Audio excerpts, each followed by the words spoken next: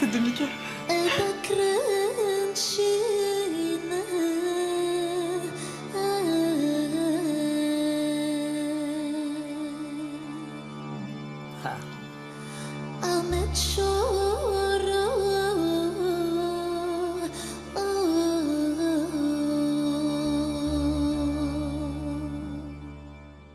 Il a tué, sans peut-être savoir vraiment qui il est.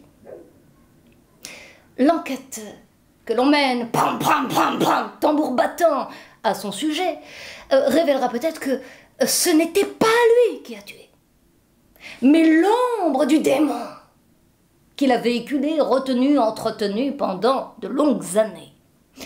Oui, parce qu'il est apparu aux yeux des enquêteurs que le tueur fut quelque part possédé.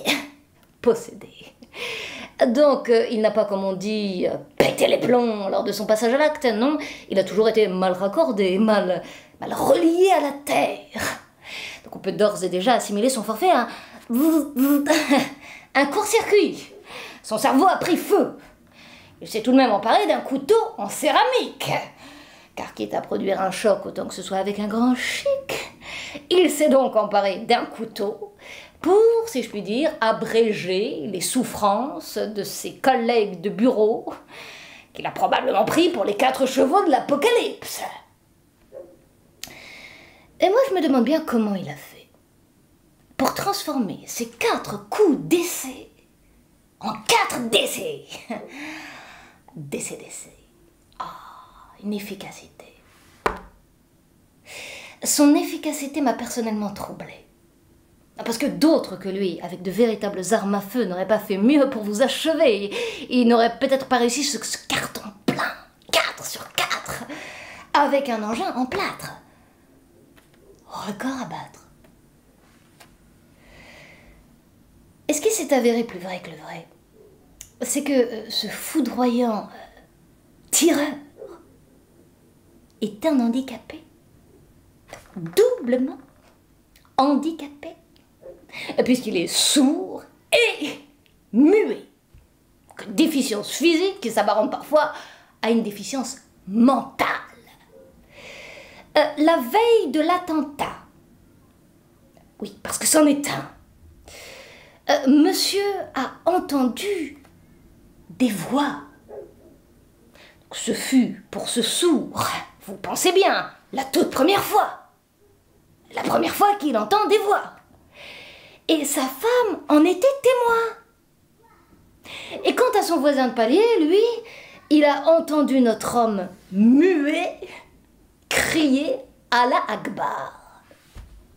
Ce qui rend notre récit plus que prodigieux. On ne sait plus trop si on peut parler de présence ou d'absence de Dieu. C'est à qui dit mieux.